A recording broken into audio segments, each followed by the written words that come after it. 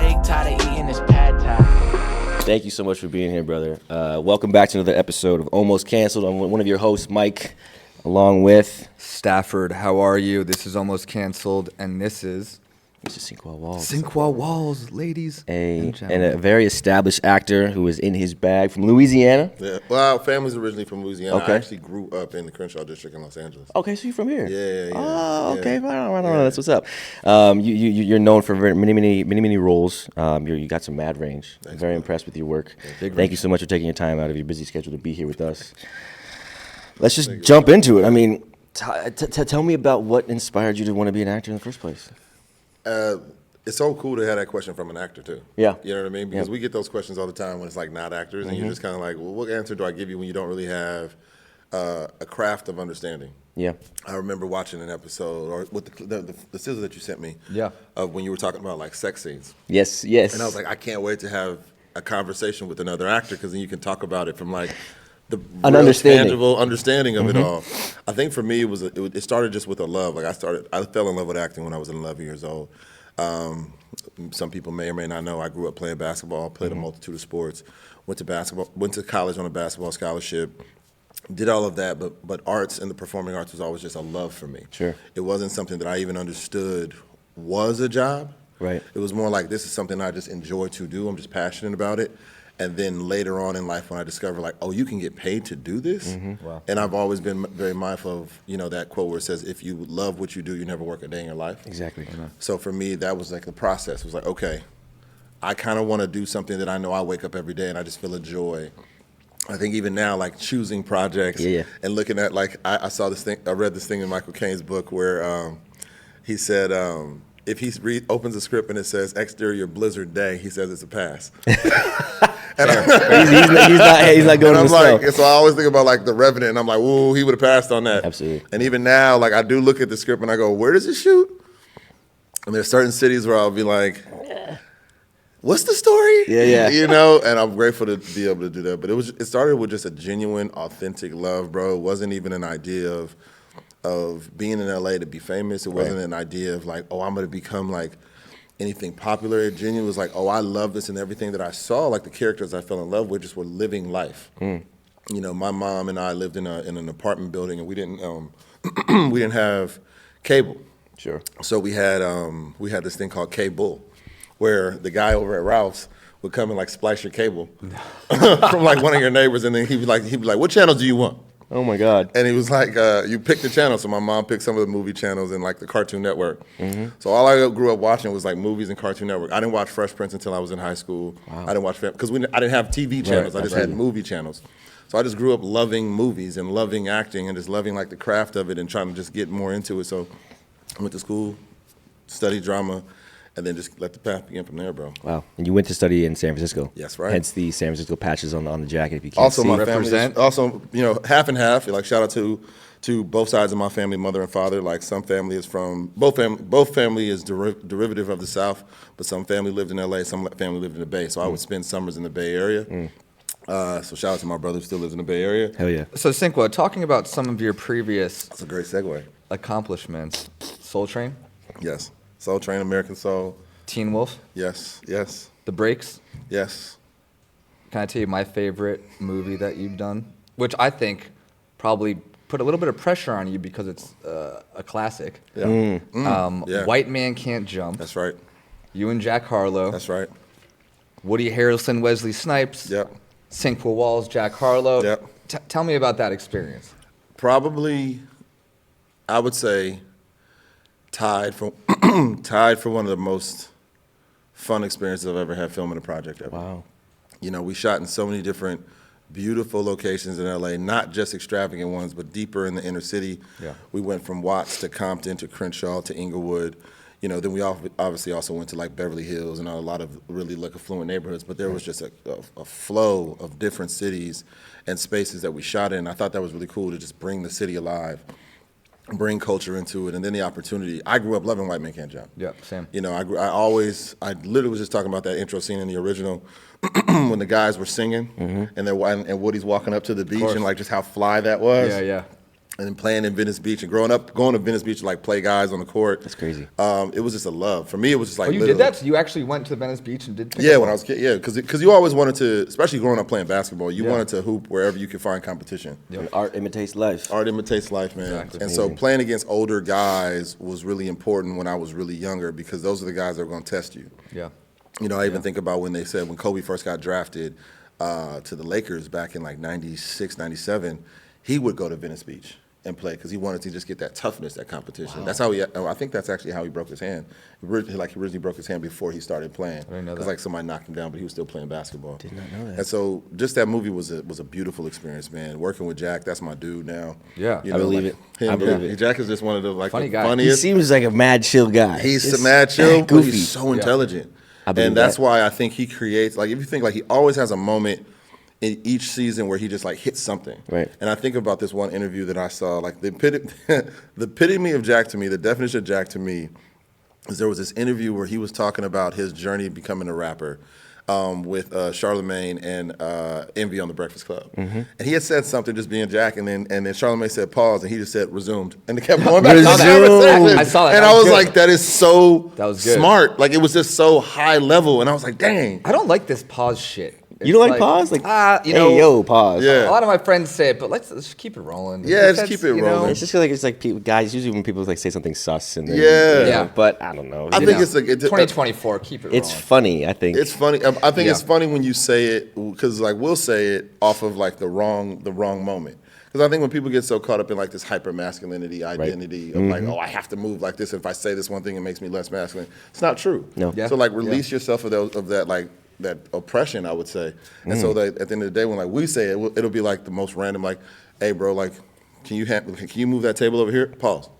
Like it's just random. Oh, like, you don't okay. know when. So I was introduced to pause a couple years ago by like Devin Booker and D'Angelo Russell Yeah. because you know I sometimes say some jokes that might be a little sus and I would get paused all the time and if I had the if I had the Jack Harlow resume then I think I would have done. Isn't that so, but that's Jack. Genius. Like Jack, and like I really believe this. I think people, even though he's hit a wave and he's super successful now, I think this is just the beginning for him because he's so talented and he's so smart and he's so thoughtful with people. And when we ended up just becoming genuinely becoming brothers throughout the journey. I saw him later that night when we ran into each other. Oh, really? Okay. Yeah, and it's the same love all the time. Where'd you guys run into each other? We were at the Moet Chandon. Or Yeah, some Moet Chandon. Champagne after party at the Golden Globes. Golden Globes. Golden after Globes. party, Yeah. Golden Globes, tough life, boys. Tough life, huh? Champagne problems. All So let me ask you this. Champagne let me ask you problems, this. yeah, for One sure. of my good friends Yeah. on this Yeah. movie was Yeah. your love interest and girlfriend, living girlfriend, wife. What did Teyana Taylor play in this movie? Please talk about Oh, that. T's played my TT. wife. He said TT. TT. Oh, yeah. TT Oh, squared. Shout out, congrats to TT because she's doing a new movie with Leonardo DiCaprio right now. I heard about that. She's just going. Just for saw it. that today. She's killing it. She's got it, man. She's the funny thing is, I've known T not as long, like almost as long as we, right? We've been friends longer, but I met T because she did The Breaks. I didn't know she did. Yeah, she did. She did 3 or 2 episodes of The Breaks, and we had a couple scenes where me and Wood Harris, who played my boss, we Right. played A&R music executives, and we were trying to sign Teyana Taylor's character, and Dave East. Shout out to Dave East as well, Legend. New York legend. And so we were trying to sign them, and so that was like we had a couple scenes together, and then now fast forward, we were playing husband and wife, trying to make it work, trying to dig our way out of the structure of what we were in. Right. But I love it, man. It was fun working with T, and I always say I would love to work with T so many more times because not just as an actress, she's so giving, but she's just a dope person. Yeah. Like so her heart is powerful. the same. She has such a presence, and she's only like Crazy. 5'4". Crazy. But you would think she's like 6'9", the way she moves in the room. 7-1. Like I mean, 7'1", easy. She'll dunk on you, and she'll say that. Yao Oh yeah. You know. But no, it was. Excuse me. It was That's some water amazing. for you right there. You need some, sir. No problem. That's for you. Let me, My dog. I want to ask a kind of an acting question as far as getting to work on White Man Can't Jump with Jack Harlow, who is traditionally not an actor, to the best of my knowledge. What was that like? For the two of you and T, kind of coming in Yeah. as traditionally trained actors, Yes. working with somebody who is in the music industry, Yes. who maybe doesn't understand, but I'm sure, Yeah. just given what you've spoken about Jack, Yeah. he probably did his research. He probably had a coach. He probably was in the fucking cut. Yeah. Pardon my language. Yeah.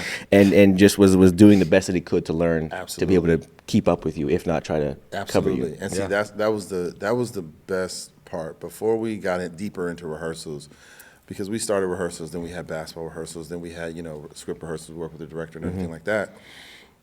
And I was sitting in my office, just kind of going through my notes and script before day one, just kind of get a good little lay of the land of what we're going to go over in the material tomorrow. And my phone rings, and at the time I don't even think, I guess we'd already exchanged numbers, but the phone rang, and it said Jack Harlow, but it was like 10 o'clock at night, right? And I'm like looking. A little like, booty call. Oh, and I'm I'm kidding. Buddy. Yo, and I'm literally going, why is Jack Harlow calling me? So I pick up, I was like, what's good, bro? He's like, what's up, man? And I was just wondering if you wanted to like run the lines before we got to work tomorrow. And I was like, we'll Very be cool. good. I was like, we're good. Because I mean, there's been an amount of times where I've been, again, so fortunate on this career to work as consistently as I've begun to work, where I've never had someone call me. Right. And I mean like talented people I haven't had call me that are trained traditional actors to say, let's just walk through it. We're not trying to perform it. Just read through it. I just want to hear your voice. Hear the words out loud. I just want to make sure like we can kind of flow. Yeah. And so the fact that we are like in this thing together, for him to just want to do that, I was like, okay, solid. And that was us all the time. We were always just kind of like working it, riffing it. Jack is super inquisitive, and what I liked, there was no ego, right? He wasn't one of those people that came in going like, I need to be like this. Right. He would ask me like, what do you think about that? Or like little things that you don't realize we are accustomed to knowing when someone says, we're on the Abbey. Yeah. And then Jack would be like, what's an Abbey? Who's Abby? Who's Abbey? What does that mean? That's the second to last shot. No, great. Right? The second to last And shot. what's the, guys, what's the is martini, Abbey, just Stafford? so you know. What's the What's the martini? martini? That is a drink. There you go. I like dirty martinis. Yeah. Extra dirty. Chick Hearn, it's like the game's over. Martini's the last How shot. was Jack on the basketball court? I mean, being a college basketball player. Yeah. He How looks was wet. that? He looks like he's wet. Jack is an athletic dude, and Really?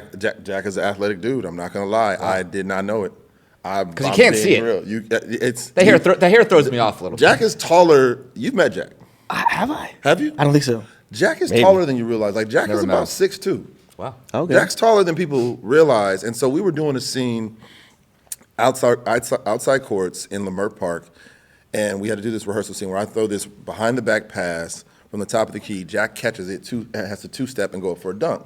He hurts his knee. And when he hurts his knee, Yeah. right? So we're doing it, and then our director, the shout out to Chuck Calmatic, he was like, "All right, man, we're gonna lower the rim to about like 9.5 feet, so that you can get the dunk easy." And Jack was like, "What? No, Don't disrespect Nah, me. bro. Like he was like, "What? No." And so I'm looking at it going, they about to have this man do this about 13 times. He should lower the rim, right? Yeah. But he's like, "No, I don't want it to be any question that it's me dunking." And I was like, "Respect." Yeah, hell yeah. Yo, I really fuck with that. that man caught the ball every time, two-hand dunked it himself. Like I'm talking like went up, bang, went up, bang. At 6'2"? Went up, bang. Two-step, dunked it. Damn. But he's athletic. He played soccer growing up as a kid, so he has a lot of natural He athleticism. got some bounce to him there. Yeah, and it was another scene where at Dorsey High where he goes up in sandals and has to one-hand dunk it. And I was like, okay.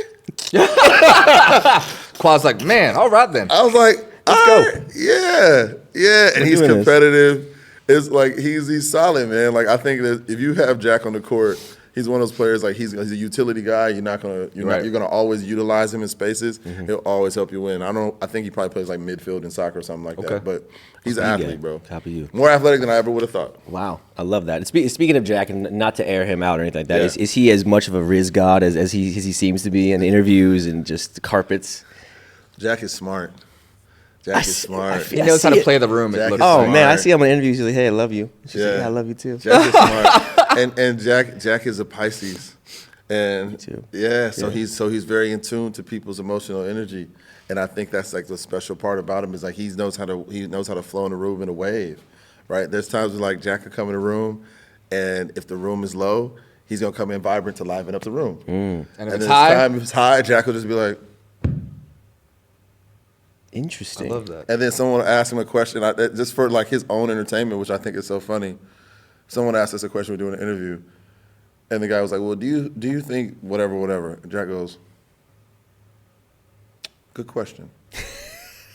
Doesn't say anything else. And I was like, all right. But it was the funniest thing. And I was like, to have that kind of timing. Yeah. And it would flow. But then sometimes someone would ask a question, he'd have a full answer. They just said, good question. Next question. That was it. Interesting. That was it.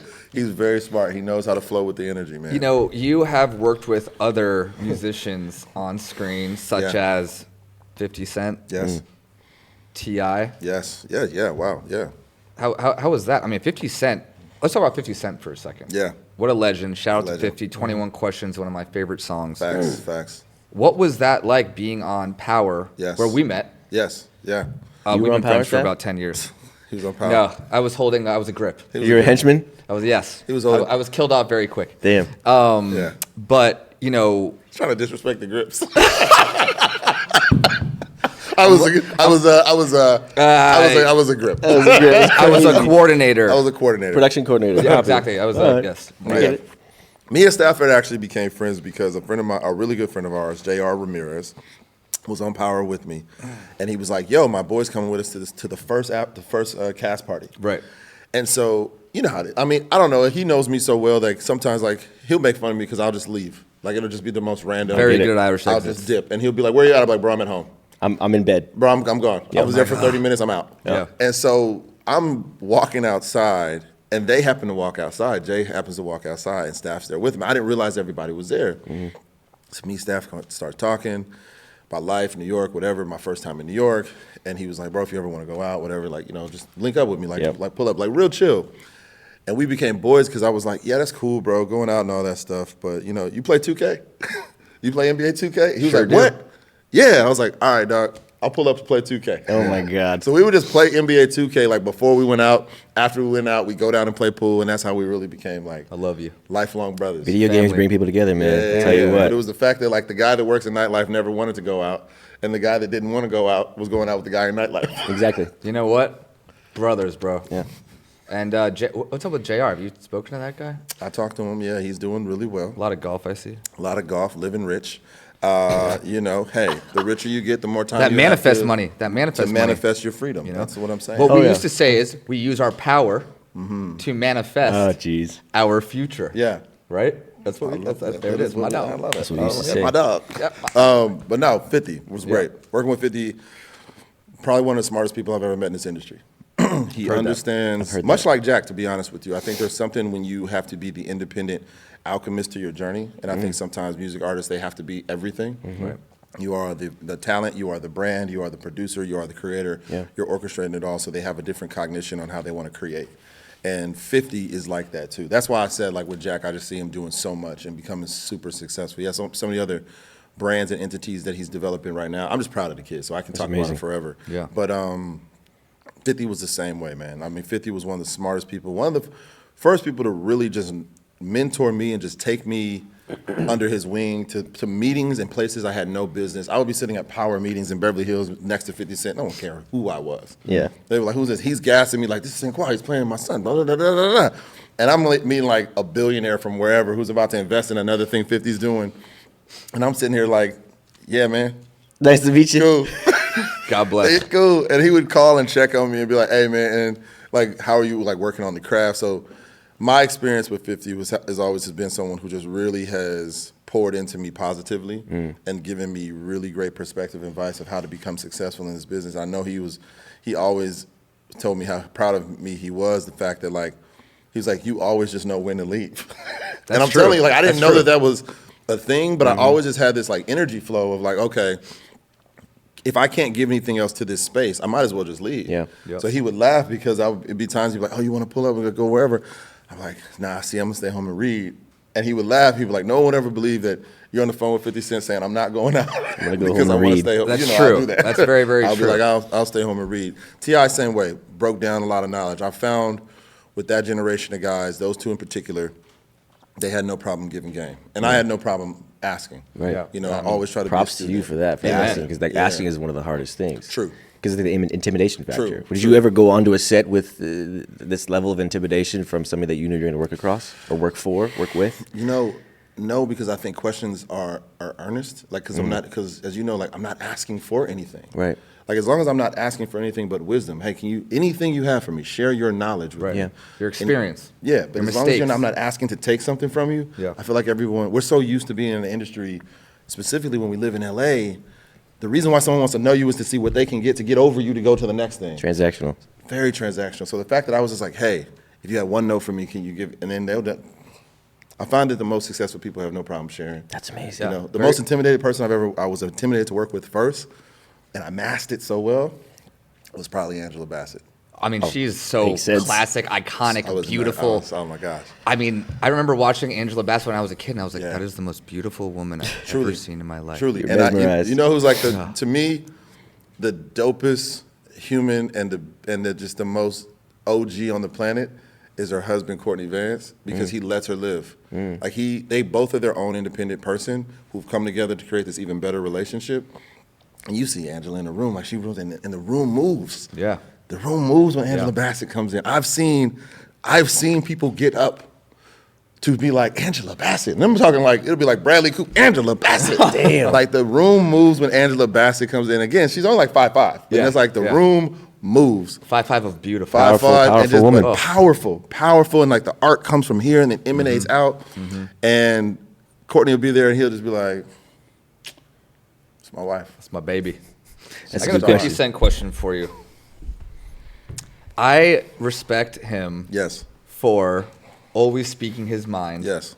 No matter how crazy it may be. What are your thoughts on the way that he was very outspoken about this Diddy incident? And I mean, yeah. it doesn't surprise me, man. It doesn't surprise me because He's the only one that can do it, by the way. He's the only one that can do it. And I want to always highlight something that's an even greater gift and savvy of 50. Okay. And I'm saying it like this because I want people to really catch this when they watch it. Yeah. There's this book that I've been reading that I love very much so. And it's called, I'm reading two books right now. One is called The Creative Way by Rick Rubin, which I love. If anyone hasn't read it, read it. It's awesome. And I'm reading another book called The 22 Immutable Laws of Marketing, right? Okay. And the idea of one of the laws is you don't have to be first, you just have to be memorable. That's very true. And so if you notice, and I thought about this when I was reading the law, and I was like, dang, I go back to Power. When we started Power, we didn't have the same marketing budget that Empire had, right? And so what's the first thing 50 did? He said, we're better than Empire. Yeah. He caused a feud. I remember that. He caused a feud.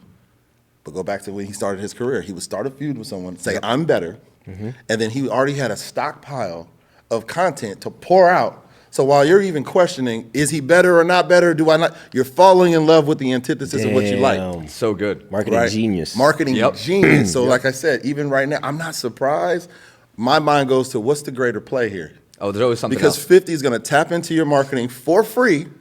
You're going to challenge it, and then you have to go to see, is 50 telling the truth? And then you go, this is actually pretty good. He's got this liquor coming out, right? Maybe he wanted to Ciroc. I know that 50 always has a bigger play.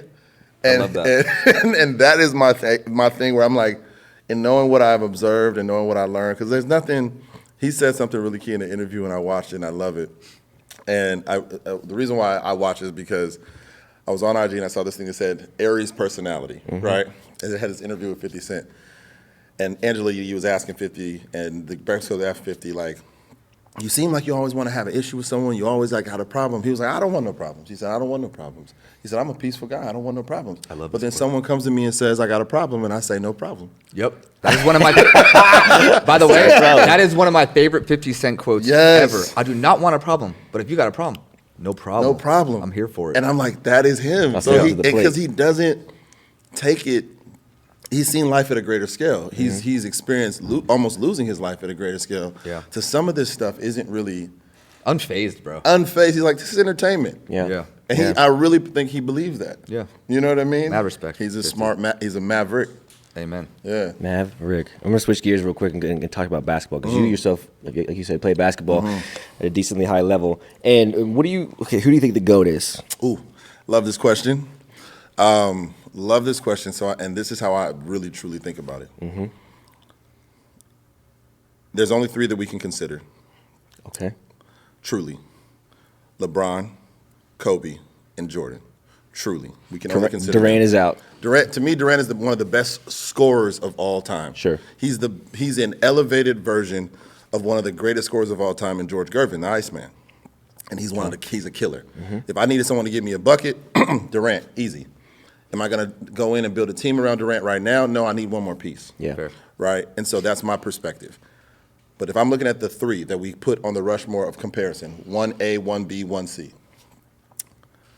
If I had one person where they said, hey, right now, bet your life, one-on-one for your life. If that person loses. One-on-one for your life. One-on-one for your life. That's a good way to put it. Life. If that person loses, you're going to die. I'm putting my money on Kobe. He's going to keep me alive. Wow. He's going to keep me alive. If there's one person they said, right when he first came in the league, who would you build a team around instantly? I would say LeBron because he knows how to facilitate. He's really Magic Johnson on a higher level. He's an elevated Magic with a better jump shot, 45-inch vertical, all those kind of things. That's it. Yeah.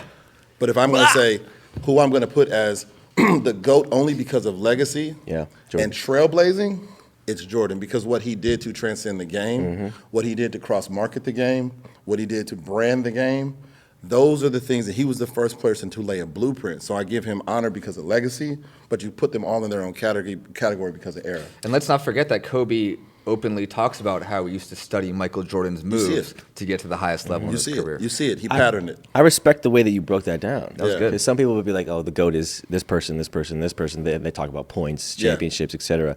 But the way you broke that down to say, for my life, for one-on-one, I like that. I like that a lot. Because I know who's like, Jordan's a killer too.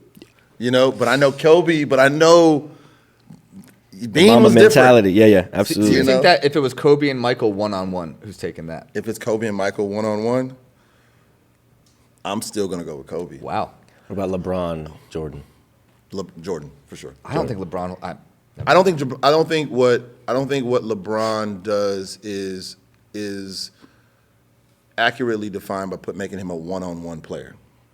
Right, like it's a big body though. Well, that's why if you look at Magic, when Magic came in the league at 6'9" as a point guard, because there was very few big point guards. But if you look at LeBron's game from the time LeBron has won everywhere he went. I go all the way back to when he was at St. Vincent St. Mary's. Before he was at St. Vincent St. Mary's, they didn't make the playoffs.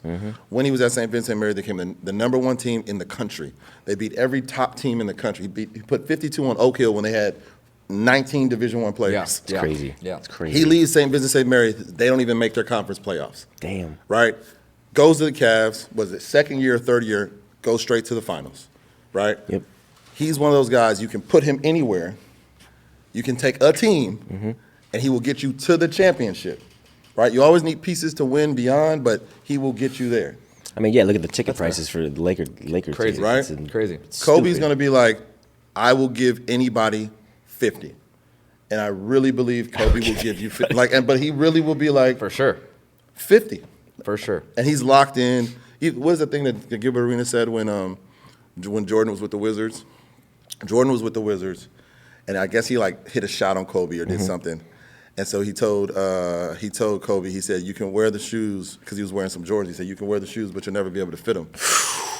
And so so as this story has been retold by multiple basketball players, even ones that were on the team with Kobe, the rest of the week until they played Jordan again, Kobe didn't talk to anybody.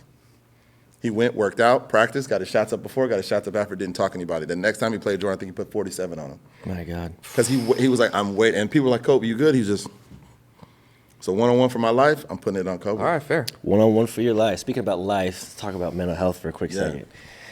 I saw something actually on Twitter, and I'm curious to get your opinion. Why do you think, in most cases, men they feel the need to go through things alone? Yeah. To kind of, if I'm stressed about things, worried about money, worried about my love, whatever the heck it may be, I'm not going to disclose it to most females ever. Yeah. But I'm also going to not even disclose it to some of my homies. To your tribe. Yeah. Yeah. Why do you think that is? You know, I think it's systemic, man. I think we are slowly but surely creating a new generation mindset of acceptance around being vulnerable and how vulnerability isn't lacking strength. And I think that the generation that we were kind of coming from and we were in, if you think about when you see young boys and young girls, if a boy falls, they say, get up. Don't cry. Be tough. Okay, copy. I went through that as well. Like, don't cry. Boys don't cry.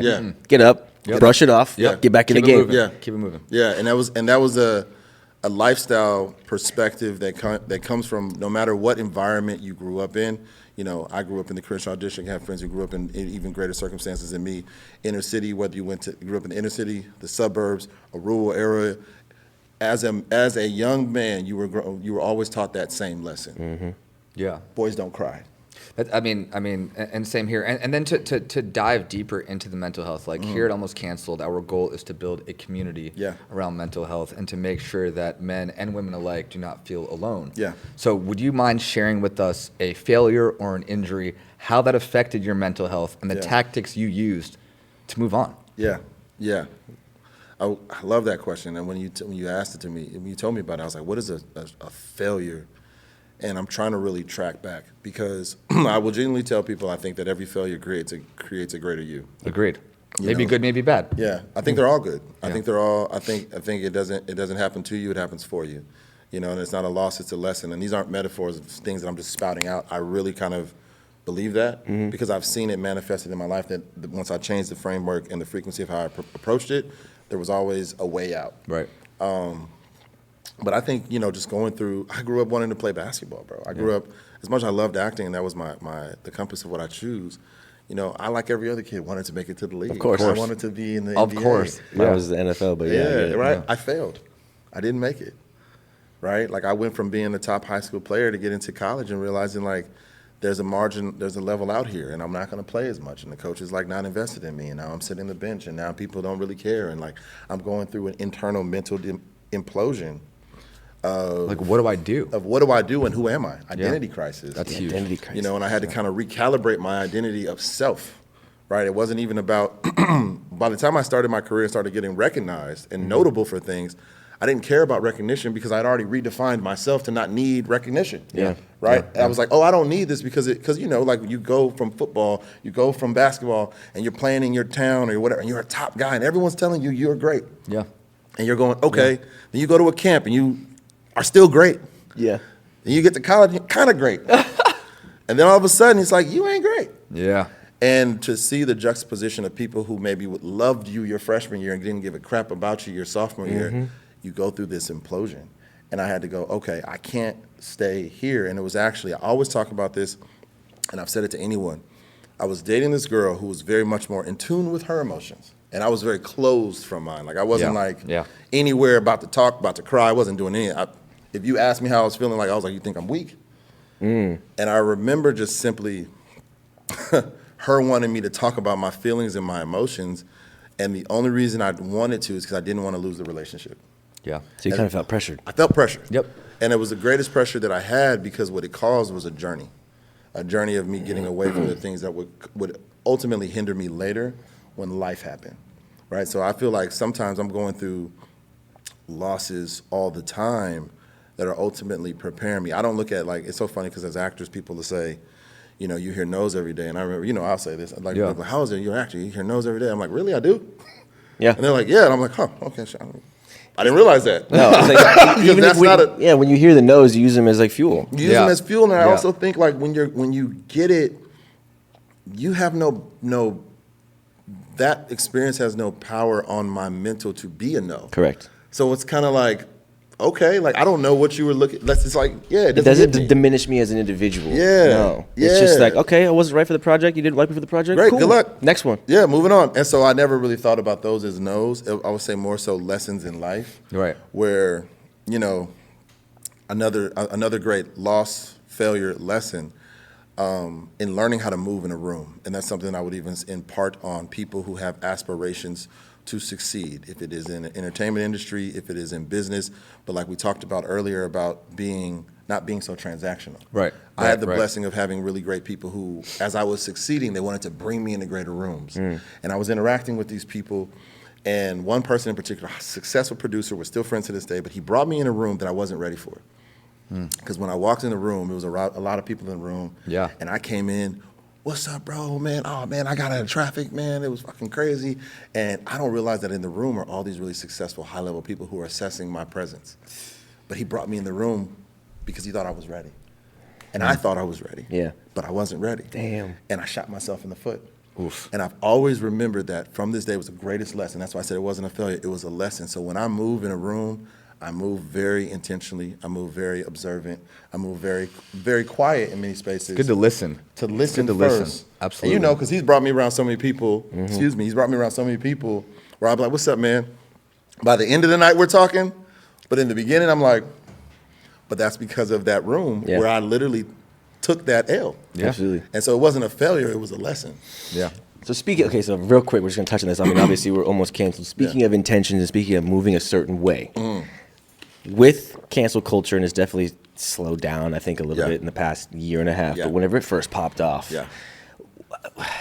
what do you what are your opinions on it? Like, do you think that you move a certain way, not just in meetings, but just on social media? Obviously, you're not a clown, but do you kind of reserve certain opinions, or have your friends reserve certain opinions so that way you guys aren't getting yourself into a place where you've upset a certain group of people? Yeah. How do you maneuver that? Yeah. And is that fair? So social media is an interesting space because I do think it's a helpful tool for us all to have the power of marketing ourselves, right? And if you can market yourself well where it's authentic, I think that's what the audience buys. I think in anything, what people have to understand is that you trying to create a fabricated image or a lie will never be bought. No. It'll never be bought because there's something innate in our sensibility. Like even if we're talking to someone we're interested in dating, and it's like something's off about it. I can see through you. I can see. I don't like her energy. Yeah. I don't know what it is, right? And so in the same way with social, my movement with social is really how I move in life. I did not grow up. I wasn't a kid who grew up with people taking photos, right? So my default is not to take a photo when I'm in a room. Like it's not my default. Like if anything, my friends when the camcorder came out, we was using the camcorder. Yeah. So if you notice, like my Instagram will be more videos. Yeah. But that's my voice. And so to me, that's how I can tell the visual storytelling that I admire, that I like. Yeah. And as far as being like mindful of what I say, that's a part of that comes from, growing up. I had the ability to transition in spaces because I grew up in a predominantly black environment. Then my mom sent me to an all white high school, and I had to. What high school was that? Beverly Hills High. I had to get Beverly that in. Hills I had, High. by the Okay. way, guys, I had to get that in. That Because of the Sinqua Walls went to Beverly Hills High School. Yes. Just I want to did. get that out there. I did. Okay, just say it. I grew up in Crenshaw. I went to Beverly Hills love High. it. I am the Damn, dog. so you're like Spencer James. Holy shit, Spencer that's James. amazing. I'm Spencer Exactly, James. No. exactly. So when I first, my mom would say this thing when she I was about 14 years old, about to turn 15, and she would drop me off in front of the school lawn at the school, and she would pull up in front, and there's these little stairs at anyone knows Beverly Hills High, there's these stairs that you walk up to go to the front door.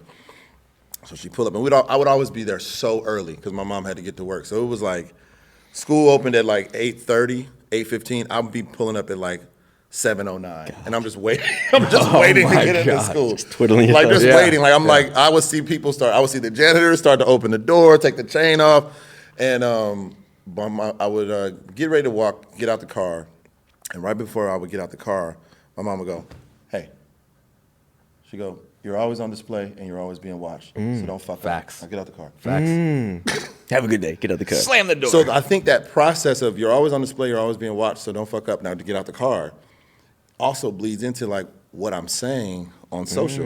That's fair. Because I'm conscientious of, is this something that later can have a detrimental effect? That's a great answer. And that's just my consciousness to it. It's not an intention to like be inauthentic. Right. Or be curated. It's just more like I can't always control the legs of this. And that mindset of just that conversation at 14, 15 always stuck with me. I do notice at times my friends do filter themselves in ways that I'm like, ooh, does that feel good for you?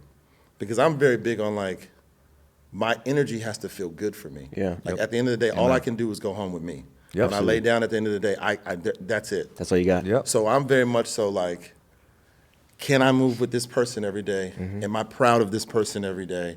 Very Am smart. I confident or appreciative of what he said today? And I watch when my friends move in these environments, I'm like, well, think about what is it for you, why you have to now recurate what you want to say because maybe that's internal stuff you got to work on. That's such a that's props such to a good moms. answer. Moms and she was She a knew killer. from the beginning. Look, She knew from the beginning. She's like, my son is not only going to be an athlete, he's going to be on the big screen also. So pay attention. Pay attention. Now, let's stay on social media for 1 second. Please. And this is For for the a ladies brief out second. there. I'm sure everyone is wondering. Yeah. What do your DMs look like being the heartthrob in pretty much every single movie you do? You know, I had this conversation actually last night. All right. You know, they have grown. Sure. I'm sure. They have grown. I always know that my stock is rising by how many DMs I get. I'm like, oh, what's hitting right now? Right. You know, like you go through a season. I think like it's a season, right? Like for actors, you know, it may be like this for musicians. Like I think for athletes, you're playing such a long season, so there's constant exposure. Right. So you can't really gauge the flow of interaction because it's happening all the time. Yeah. But for actors, when the season hits again, Yep. and then you go, okay, then it'll kind of maintain and level out. And then something else will hit, and then it goes, and you know the different audiences. Yeah. And so I don't even check DMs anymore, man. I'll be honest, like it's not because of some like, I'm better than the DMs. Right. I just have really been committed to just my own personal growth that I feel like that's one tool that if I overcheck it, Distraction. I'll never have time to grow. Yeah. Yep. Because it is like, the DMs are like going to Target. Target, huh? Break It's that like down. going to Break Target. that Yeah, down for not me. Walmart. Oh, not- like if you go in for one thing, You go you're in gonna, for one thing, like you can open it, and then all of a sudden, just like on your Explore page, you're running down. That's good. You got. That's a really That's good really good, You know analogy. what I mean? So you look for one, and then it's like now you got 100 more. You can still be like, Yeah. It's right there. It's right there. and then you It's look a great up, analogy. and whatever you came to buy, you didn't buy. Yeah. Right? Yeah. You spent more than you wanted to. Yeah. Right? Spent- Which is your time. Right? Yeah. Right? And none of it had any value, which is like Market Pantry gummy bears. Market Market Pantry Pantry gummy bears. Not even Haribo. You heard it here first. That's I even almost Haribo. canceled. You went for Haribo. You went for Haribo, And you but left with Market you got the- Pantry. We don't want Market You're in the Pantry. wrong because aisle. it all starts to look the same. Do you have any relationship advice for men or women in 2024 with this crazy world of social media? Yeah. I mean, give the people some knowledge. It seems like you've got it figured out. I'm figuring it out. I don't think I got it figured out. Close. But yeah, I'm on my way. My advice, man, read the 5 love languages. All right. That's nice. Read the 4 agreements. Okay. Read The Big Leap, right? Because then it'll give you a palette of understanding yourself and how to communicate with others. And then above all of that is just communication. Communicate truthfully, communicate with integrity, because at the end of the day, everyone's trying to find happiness, everyone's trying to find love, regardless of sexuality spectrum, regardless of gender, attraction, or transition. Everyone's trying to find happiness, everyone's trying to find love. But at the end of the day, if you're not communicating who you are, you're not allowing yourself to be open to the person that is right for you. So you don't want to be with someone just because you have the ability to that isn't for you, because that frequency will eventually end in a left or a right. But if you communicate authentically, you will find someone that genuinely jams with you. Like I think about like Trekkies. When people like clown people like that are like into Star Trek. But they found another person that loves Star Trek. Yeah. Be Oh, true they're to happy. yourself. Be Like true Disney to yourself. adults. Disney, like Disney adults. It's Yeah. like, hey, like don't be out here like you want to watch Dragon Ball Z and they want to watch Star Trek. That's not for you. Amen. Keep it moving. Wow, Keep that's it beautiful. moving. Beautifully said. But we're out of time. Wow. Thank you so much for spending your Sunday with us. This I has been a appreciate you fantastic guys having me, conversation. man. I've gotten to know you a lot better, and I love it. Likewise, I brother. love it. Thank you, Stafford, man. Thanks, Qua. Yeah. My dog. That's another episode of Almost Canceled. We'll see Oh. you guys in 2 weeks. See ya.